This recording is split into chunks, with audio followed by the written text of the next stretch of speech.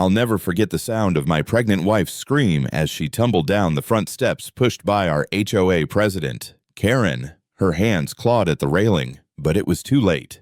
She landed hard on the walkway, clutching her belly, gasping in pain. And Karen. She stood at the top of the stairs, phone in hand, smirking as if she'd just won some twisted game. But less than 2 minutes later, the distant rumble of engines broke the silence.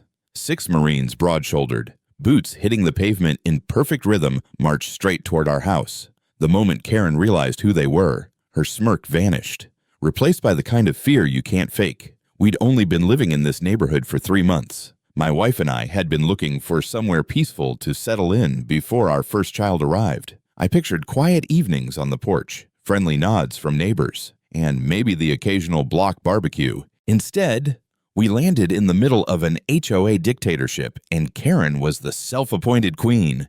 From the very first week, she was on us. She knocked on our door about the color of our front door too bright, complained about my truck parked a few inches too close to the sidewalk, and once even told my wife her flower pots clashed with the neighborhood's aesthetic. She didn't say hello. She issued orders. Karen was in her late 50s, with perfectly bleached blonde hair, designer sunglasses she wore even in the shade, and an endless supply of brightly colored blouses that could probably be seen from space. She carried a clipboard like it was an extension of her arm and strutted around the block as though she owned every square inch. My wife, on the other hand, was in her 7th month of pregnancy, glowing, beautiful, but moving slower these days. Every step was deliberate. She'd been nesting lately, baking pies and dropping off slices to the neighbors we actually liked. On that fateful morning, she'd decided to take a plate of fresh pumpkin bread to Mrs. Henderson, who lived 2 houses down. I was in the garage, fixing a loose hinge on the workbench, when I heard voices. One was my wife's, calm but firm. The other, shrill, sharp, and instantly recognizable. "You can't leave things on the steps. It's against HOA rules." Karen's voice cut through the air like nails on a chalkboard. I stepped out in time to see her standing at the top of our porch steps, blocking my wife's way. My wife held the plate of pumpkin bread in one hand and the railing with the other, looking puzzled. "It's just for a minute, Karen," my wife said gently. "I'm dropping this off next door." Karen took a step closer. "A minute is all it takes for the whole place to look like a mess. You people think you can move in here?" And before she could finish, she gave my wife a shove. It wasn't hard enough to look like an accident, but it was forceful, a mean, deliberate push aimed right at her shoulder. My wife's eyes went wide as she stumbled backward, missing the top step entirely. I'll never forget the thud when she hit the bottom. The plate shattered beside her, pumpkin bread scattering across the walkway. She gasped, one hand clutching her belly, the other pressing against her forehead where blood was already starting to trickle. I sprinted to her, dropping to my knees. "Honey, are you okay?" My hands shook as I checked her over. She was conscious, breathing, but her ankle looked twisted. From above, Karen folded her arms. "She's faking it. Pregnant women are dramatic." She even pulled out her phone and started recording us. "Look at this. Making a scene." I wanted to explode right there, but my first priority was my wife. I scooped her into my arms and carried her inside, yelling for my phone. My voice must have carried, because within seconds, a few neighbors peeked out from behind curtains. None of them came closer. Inside, I called our family doctor. While I was on the phone, Karen's voice floated in through the open window. She was live streaming to the neighborhood Facebook group saying we were troublemakers who didn't respect community rules. When the doctor arrived, he checked my wife carefully. "She's going to be fine," he said, "but she needs to rest, keep that ankle elevated, and monitor for any signs of preterm labor." I nodded, jaw tight. The anger in my chest felt like a live wire, but I knew yelling at Karen would only make things worse. She thrived on drama. As the doctor packed up his bag, my phone buzzed. It was my younger brother, Mike, calling from out of state. "Hey, how's the baby?" he asked. I hesitated. "We're okay," but something happened. The HOA president, she pushed Emma down the steps. There was a pause, then a low, steady voice. She did what I explained quickly, still trying to keep my voice down so my wife wouldn't worry more than she already was. Mike listened without interrupting. "Finally," he said. "I'll be there." "You don't have to, I'll be there," he repeated, his tone leaving no room for argument. Then, almost as an afterthought, he added, "And I'm not coming alone."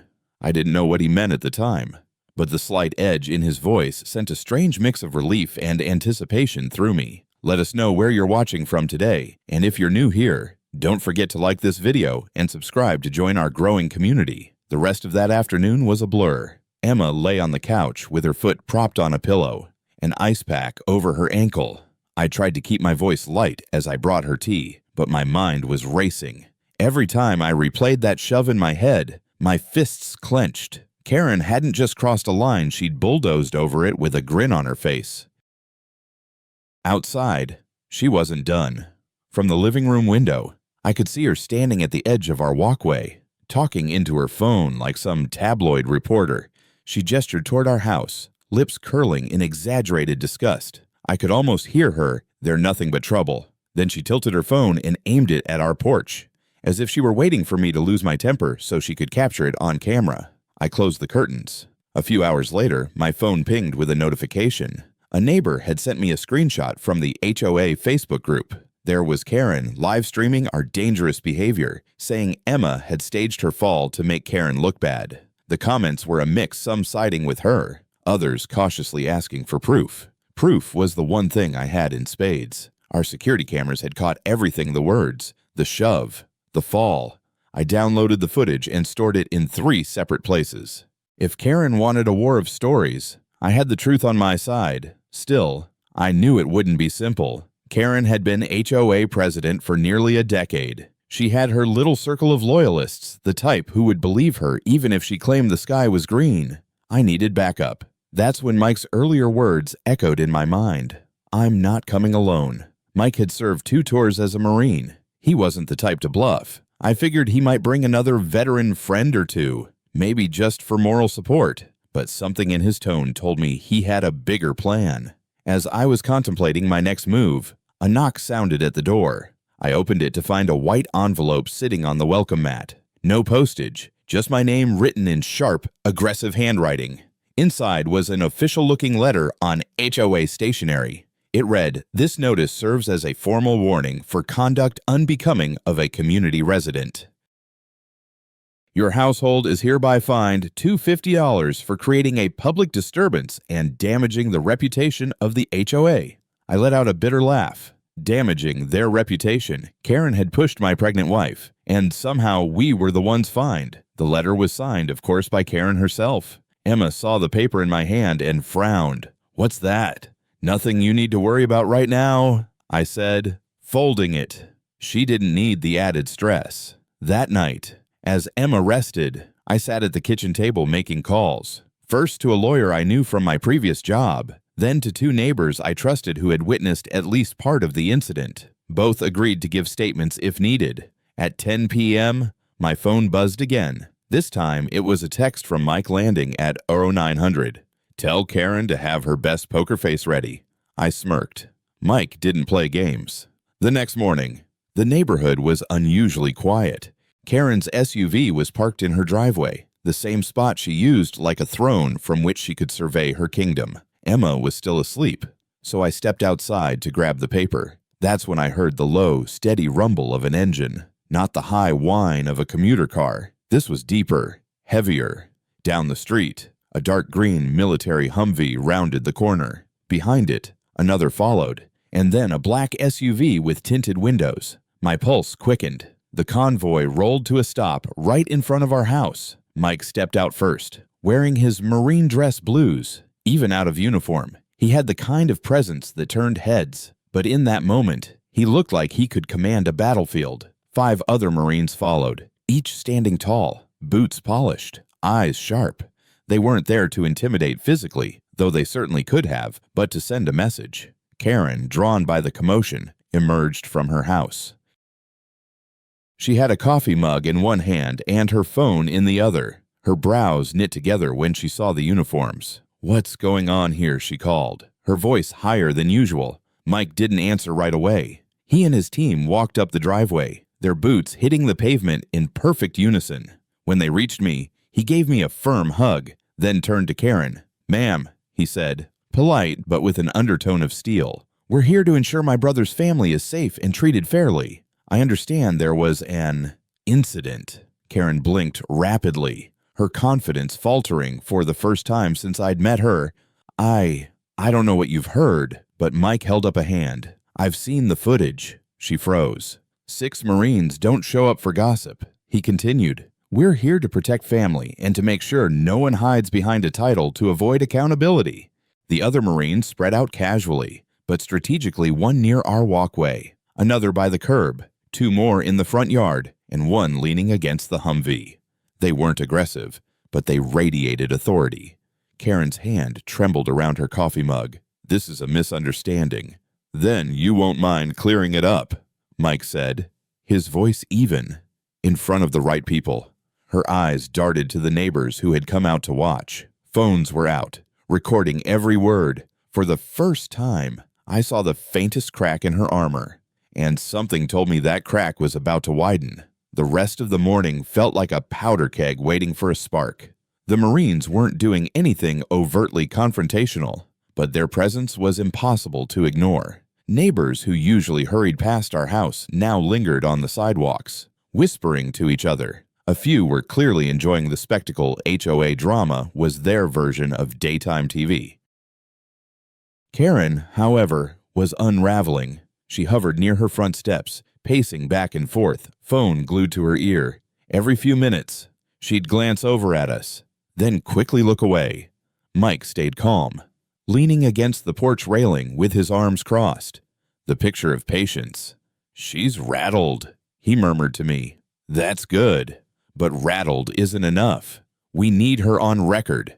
I knew what he meant. Karen was the type to twist facts until they snapped. Unless we had her admitting what she did, or at least lying in a way we could prove false, she'd try to weasel her way out. So we waited. Around 10:30, a silver sedan pulled up. Out stepped Bill Patterson, the HOA vice president and Karen's closest ally. Bill was a tall, thin man with the permanent squint of someone who thinks he's smarter than everyone else. He walked straight up to Mike and me. "Gentlemen," he said, forcing a polite smile, "this is a private community matter. I don't think we need whatever this is." Mike's jaw tightened. "What this is, Mr. Patterson, is a family matter. And in my experience, when someone lays a hand on a pregnant woman, it stops being private real fast." Bill's smile flickered. "I've been told there was no physical altercation." Mike reached into his pocket, pulled out his phone, and tapped the screen. Within seconds, the security footage was playing the shove, the stumble, the fall. No room for misinterpretation. Bill's Adam's apple bobbed as he swallowed. "Well, perhaps this should be discussed in the next HOA meeting." I cut in. "It'll be discussed with the police." Karen's voice suddenly cut through the air. "You're exaggerating." She tripped. Half the neighborhood turned toward her. Mike didn't flinch. "Is that your official statement, ma'am?" Karen hesitated. Her eyes darted to the crowd, to Bill, to the Marines spaced like sentinels around the yard. Before she could answer, another car arrived, a black and white cruiser. Officer Daniels, a stocky man in his 40s, stepped out.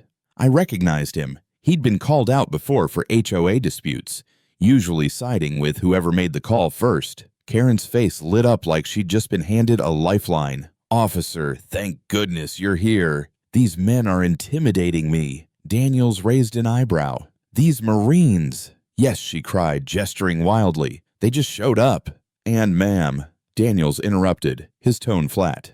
"Before you say another word, I need you to know this conversation is being recorded." He pointed to the body camera on his chest. Karen faltered. Mike stepped forward. "Officer, I have footage of this woman physically assaulting my pregnant sister-in-law." He handed over a flash drive and multiple witnesses. Daniels glanced at the Marines, then at the small crowd of neighbors. "All right, let's see it." We all gathered around as he plugged the drive into his cruiser's onboard computer. The video played again, this time on the small screen mounted in the dash. Karen's voice from the recording, "You people think you can move in here," and cut off as her shove sent Emma sprawling. Daniels didn't look at Karen when it ended. He just said, "Ma'am, I'm going to need you to come with me to answer some questions downtown. Karen's mouth dropped open. What I didn't mean. Bill stepped forward, clearly flustered. Surely this can be handled internally. No, sir, Daniels said firmly. An assault on a pregnant woman is a criminal matter. HOA jurisdiction doesn't override state law. The crowd murmured. Phones were filming from every angle now. Karen's face flushed red, then pale. She turned to me. Of all people, you're ruining my life. I almost laughed. Funny. That's exactly what you tried to do to mine. Daniels gestured toward the cruiser. Let's go. As she was led toward the car, Karen's composure finally cracked. Her eyes filled with tears.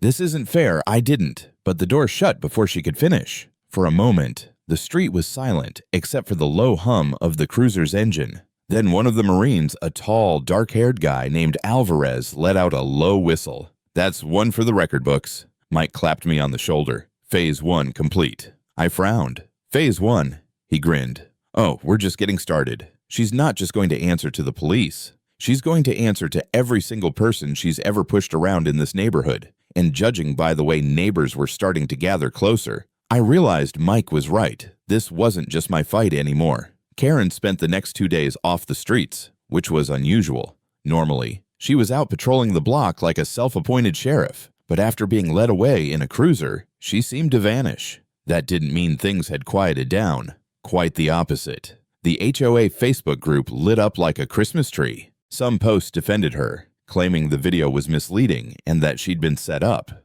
Others, far more of them, were openly questioning her leadership. I stayed off the comments, but I kept reading. Mike, however, dove right in.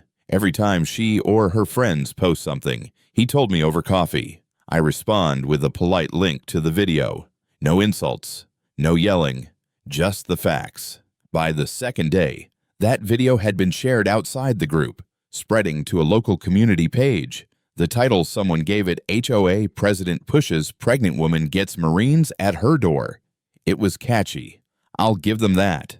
On the third morning, Mike asked me to meet him at the local diner. When I arrived, he was already in a booth with 2 of his Marine buddies, Alvarez and Jones.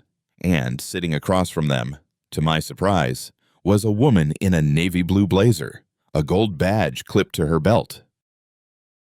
This, Mike said with a grin, is Special Agent Marissa Cole, United States Marine Corps Criminal Investigation Division. I blinked. Criminal? Investigation Agent Cole nodded. I handle cases involving service members, veterans, and crimes committed against them or their families. Mike gave me the rundown, and I took an interest. Alvarez smirked. Translation. Karen picked the wrong family to mess with. Mike leaned forward. Turns out, when you assault the spouse of an active or former service member, especially one with medical consequences, it can trigger a whole chain of protections under both state and federal law. Agent Cole pulled out a folder and slid it toward me. Inside were printed screenshots of HOA bylaws, local assault statutes, and something I hadn't expected, Karen's own criminal record. Wait, I said, flipping through. She's been arrested before 2 times. Cole confirmed. Once for disorderly conduct at a city council meeting, and once for trespassing. Both charges were pled down, but the records are public. Mike sat back, arms crossed. She's been riding on intimidation for years. Time to show the neighborhood exactly who's been giving them orders. That afternoon, the Marines came over in casual clothes jeans, t-shirts, ball caps, but they still looked like they could walk into a recruitment poster. Mike handed out assignments. Like a squad leader, 2 of them would discreetly talk to neighbors about their experiences with Karen. Another would gather statements from anyone she'd wronged, and one would compile everything into a neat packet. Meanwhile, Agent Cole started making calls to the county prosecutor's office, ensuring they were aware of the video and Karen's past behavior. I had no idea how fast things were about to move. By the end of the day, we had 5 sworn statements from neighbors, 3 about verbal harassment, 1 about a petty fine that violated HOA bylaws, and 1 about her trying to force entry into someone's home to inspect for compliance. But the real bombshell dropped that evening. Jones, the youngest Marine in the group, knocked on my door holding a manila envelope. "You're gonna like this," he said. Inside were copies of Karen's financial disclosures as HOA president and a few glaring inconsistencies. There were maintenance fees paid to companies that didn't exist, and event budgets for gatherings that never happened. "She's been skimming," Jones said flatly. "Not much at a time, but enough to add up." I stared at the numbers. "And you're sure positive? I used to handle logistics for my unit. This isn't sloppy bookkeeping. This is deliberate." Mike smiled like a cat spotting a cornered mouse. "We've got her on assault, abuse of power, and embezzlement. She's not walking away from this."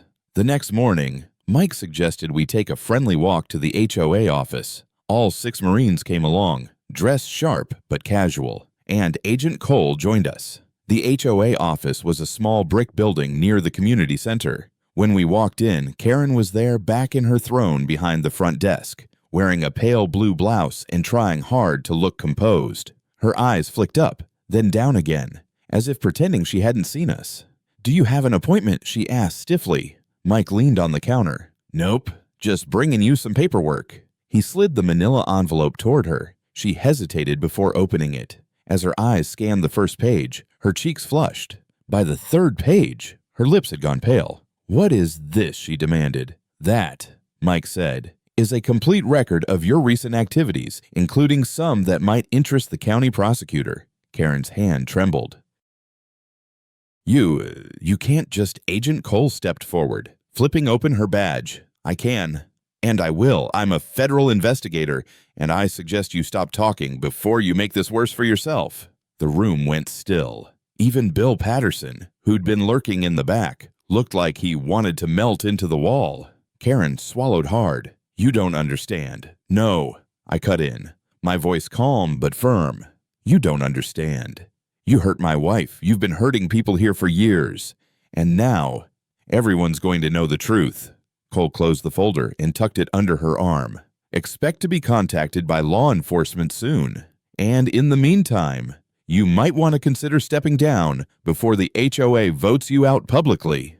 Karen didn't answer. She just stared at the countertop, breathing hard. As we walked out, Mike said quietly, "That's the look of someone who just realized the ground under her feet is gone." He was right, and I had a feeling she was about to hit it hard. Karen didn't resign. That was her first mistake. 2 days after our visit to the HOA office, a notice went out announcing the next HOA meeting. It was clear she intended to bluff her way through, maybe spin a new story to her loyalists. Mike just smiled when I showed him the notice. "Perfect timing." He said, "We'll bring the whole truth into the light and make sure there's nowhere for her to hide." The week leading up to the meeting felt like a slow drum roll. The Marines were still in town, and they weren't just sitting around. Alvarez and Jones visited every house in the neighborhood, quietly sharing the security footage and Karen's financial inconsistencies. They didn't push anyone to take sides. They didn't need to. The evidence spoke for itself. Agent Cole, meanwhile, coordinated with the county prosecutor. The assault charge was already in motion, but now they were reviewing the financial documents. The prosecutor's office even requested copies of the HOA bylaws to see if any of Karen's fees violated state law. By the day of the meeting, the air in the neighborhood was electric. You could feel it. People knew something big was coming. The HOA meetings were usually dull affairs in a small conference room at the community center. This time, it was standing room only. Rows of folding chairs filled the room, and people lined the walls. Even the back door was propped open to accommodate those spilling into the hallway. Karen sat at the head table, flanked by Bill Patterson and 2 other board members. She dressed in a coral blazer and heavy pearl necklace, smiling like a politician on election night. The meeting opened with the usual roll call and agenda, but when Karen moved to community concerns, Mike stood up. The room immediately went quiet. "My name's Mike Turner," he began, "and I'm here on behalf of my brother and his wife, who many of you know were involved in an incident last week." Karen's smile tightened. "We're not here to discuss personal disputes." Mike held up a hand. "This isn't personal. This is about the safety and integrity of this community." He turned toward the crowd. "Some of you have seen the video. For those who haven't," he pulled a small projector from his backpack and set it on the table. A white sheet had been tacked to the wall behind the board. The moment the footage began to play, Karen's shove, Emma's fall, the room erupted. Gasps, murmurs, and a few outright shouts filled the air. Karen jumped to her feet. "This is taken out of context. No context justifies that," Mike said flatly. Before she could respond, Agent Cole stepped forward. "For those I haven't met, I'm Special Agent Marissa Cole, United States Marine Corps Criminal Investigation Division. I have reason to believe this incident may constitute criminal assault under state law. Charges are pending." A ripple went through the room. Karen's coral blazer seemed to lose its color, and Cole continued, "During the course of this investigation, additional concerns were raised about the management of HOA funds. Those concerns have been forwarded to the county prosecutor's office for review." At that, Jones stepped forward and handed out copies of the financial records to the board members and to several residents in the front row, who immediately began flipping through them. One older man in the third row spoke up. "Wait a second. You charged us for a 4th of July picnic that never happened." Karen's voice was shrill. "It was canceled due to weather. It was sunny all day." Another neighbor shouted, "I remember because I grilled outside." More voices joined in. "And what about the landscaping bill? My brother runs a landscaping company. That business doesn't even exist." Karen's pearl necklace shifted as she swallowed hard. Bill tried to interject, but the noise in the room was rising. That's when Alvarez raised his voice, cutting through the chaos. "Folks, we're not here to yell. We're here to take action." He nodded toward a resident holding a folder. "As per HOA bylaws, any member can motion for a vote to remove a board member for misconduct." The woman stood. "I make that motion." Another voice immediately followed. "I second it." Karen slammed her palm on the table. "This is ridiculous. You can't just, 'Yes, we can,'" the woman said sharply. "Page 14 of the bylaws. We've all read it now." The vote was swift. One by one, hands shot up. Even 2 of the board members voted for removal. When the count was read 34 in favor, 5 against, it was over. Karen was officially out. The room erupted again, this time with applause. Mike turned to me, smiling. Phase 2 complete. But the night wasn't done.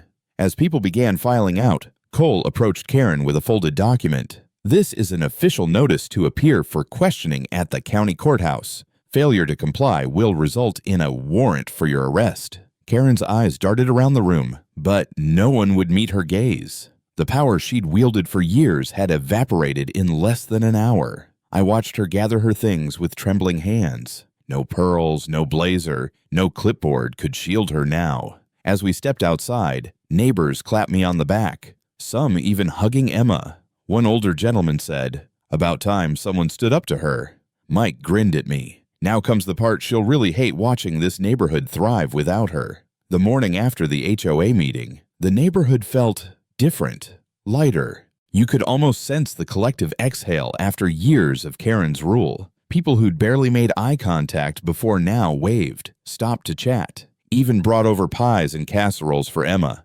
But Karen, she was nowhere to be seen. That didn't last. 3 days later, I was in the front yard fixing a loose hinge on the gate when a black sedan with government plates rolled up. Out stepped Agent Cole, crisp in her blazer, followed by 2 county deputies. She nodded to me. "We're here for the final piece." I didn't have to ask what she meant. They walked straight to Karen's house. Within minutes, she appeared at the door, wearing sweatpants and an oversized t-shirt, her hair a frizzy mess. The contrast from her usual polished appearance was startling. "What now?" she demanded, arms crossed. Cole's voice was calm, almost clinical. "Karen Whitmore, you are under investigation for multiple counts of embezzlement related to HOA funds and for assault on a pregnant woman. You've been served notice to appear in court, and today we're executing a search warrant for HOA financial records and your personal devices." Karen's mouth fell open. "This is harassment. You can't." "Yes, we can," one of the deputies said, stepping past her into the house. Neighbors began to gather, drawn by the sight of uniformed officers on her porch. Phones came out, recording everything. Karen's voice rose. "All of you stop filming. This is illegal from across the street." Mr. Jennings, the retired postal worker, called out, "Not illegal if it's in public." Karen. That got a few chuckles from the crowd. I stood at the edge of my yard, watching as boxes of files, a laptop, and even a tablet were carried out and loaded into the deputy's vehicle. Karen turned her glare on me. "This is your fault." I didn't raise my voice. "No, Karen, this is yours." Her eyes darted to Mike, who was leaning casually against the hood of his truck, arms folded. "And you brought in those soldiers to intimidate me." Mike's tone was steady. "No, ma'am. We came to protect family. And it turns out, protecting this community meant protecting them from you." One of the deputies approached Karen with a small plastic bag. "Ma'am, we'll need to take your phone as part of the warrant." That seemed to shatter whatever composure she had left. "Do you have any idea who I am?" she shouted. Agent Cole's reply was ice cold. "Yes, and so does the entire county now." By the time they finished, Karen was left standing on her porch, empty-handed, her empire dismantled in front of an audience she could no longer command. But the real blow came a week later. In court, the courtroom was packed. Emma sat beside me, her ankles still bandaged but healing well. Mike and the Marines filled the row behind us like a wall of support. Karen's lawyer tried to spin the assault as an unfortunate accident, but the security footage played on the big screen silenced that argument in seconds. Then came the financial evidence, pages of falsified invoices, non-existent vendors, and unauthorized maintenance fees scrolled across the projector. With each new slide, Karen's shoulders sank lower. When the judge finally spoke, his voice carried the weight of finality. "Mrs. Whitmore, your actions represent a gross abuse of trust. You are hereby removed from any position of authority within this or any HOA in the state, fined $15,000 in restitution to the community, and ordered to pay medical and emotional damages to the Turners in the amount of $20,000. The gavel struck. Karen flinched at the sound, but the humiliation wasn't over. The judge also required her to issue a public apology, to be read at the next HOA meeting, which, given her removal, she would attend only as a regular resident. The following week, she stood at the front of the same room where she'd once ruled like a queen. The new HOA president, a quiet but respected neighbor named Linda, handed her the written apology. Karen's voice shook as she read, "I sincerely apologize to Emma Turner and her family for my actions, which caused harm and distress. My behavior was unacceptable and does not reflect the values of our community." The words sounded forced, but that didn't matter. The sight of her saying them, in front of every neighbor she'd ever bullied, was more satisfying than I'd imagined. As she stepped down, no one clapped. No one spoke to her. She walked past me without a glance, her shoulders hunched, the weight of her own choices finally pressing down. Mike leaned toward me and whispered, "Phase 3. Justice served." We walked home that night under a quiet, starry sky. For the first time since moving here, I felt like this was truly our neighborhood.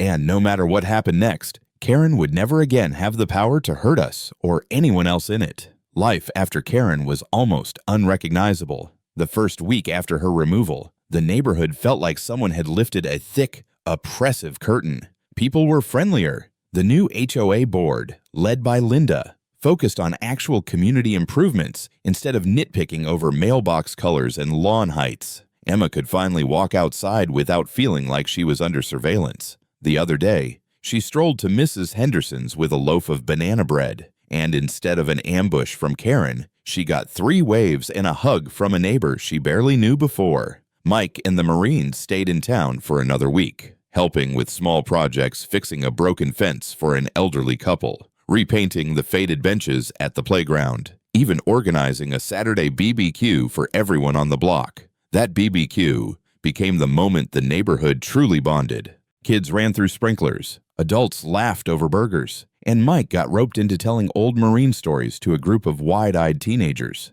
Emma sat beside me under the shade of an oak tree, smiling the whole time. "This is what we imagined when we moved here," she said softly. I nodded. It just took a little cleanup. Karen, meanwhile, became almost invisible. She still lived in the same house, but she no longer patrolled the streets or barked orders. She avoided eye contact, kept her head down, and when she did go out, it was usually late in the evening, when most neighbors were inside. Her fall from grace wasn't just public, it was permanent. The HOA bylaws, amended after her removal, now barred any board member from serving again if they'd been removed for misconduct. That rule might as well have been called the Karen Clause. One afternoon, Linda stopped by to thank us. She brought over a small plant for Emma's growing porch garden. "You two started something here," she said. "People were afraid to speak up before, but now they know they can. We've already had more volunteers for community projects in the last month than we did in the past 5 years combined." Emma's eyes softened. It wasn't just us. It was everyone who finally decided enough was enough. Mike, standing nearby, added, "And it doesn't hurt to have a little backup." He grinned, nodding toward the Marines. The most unexpected change came a few weeks later, when I saw Karen in her yard one morning, clipping hedges. She looked up, hesitated, then gave a small, awkward nod. I returned it without saying a word.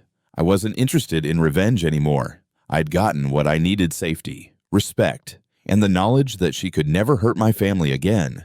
But I did notice something in her eyes, not anger this time, but something closer to resignation, maybe even regret. Time moved forward. Emma's ankle healed completely, and her pregnancy went smoothly. When our daughter was born in late fall, the Marines sent flowers, and the entire neighborhood decorated our porch with ribbons and a big Welcome Baby Turner banner. I'll never forget stepping outside that morning, holding our newborn, and seeing a line of neighbors waiting to drop off meals and gifts. It was the exact opposite of what our first months here had been like, a reminder that a neighborhood is only as strong as the people willing to stand together. That night, as I rocked my daughter to sleep, I thought about how quickly things can change when you refuse to stay silent. Karen had ruled through fear and intimidation for years, and in the end, it took a united front and a little military precision to bring her down. Mike was right. This wasn't just a win for us. It was a win for everyone on the block. And as I closed the curtains and looked out at the quiet street, I realized something: the best kind of revenge isn't just seeing the villain fall. It's making sure they can never rise again. In life, bullies often rely on one thing: the belief that people will stay silent. Karen's downfall proved that when good people stand together, even the loudest, most intimidating voice can be silenced. It's not always about fighting back with anger. Sometimes it's about gathering the truth, building a united front, and refusing to be pushed around any longer. For anyone facing a similar situation, remember, you don't have to face it alone. There's strength in community, and there's power in speaking up. If this story reminded you of a time you stood up for yourself or someone you love, share it in the comments below. And if you believe in holding people accountable, no matter their title, hit the like button and subscribe so you won't miss our next story. Together, we can make sure justice is always served.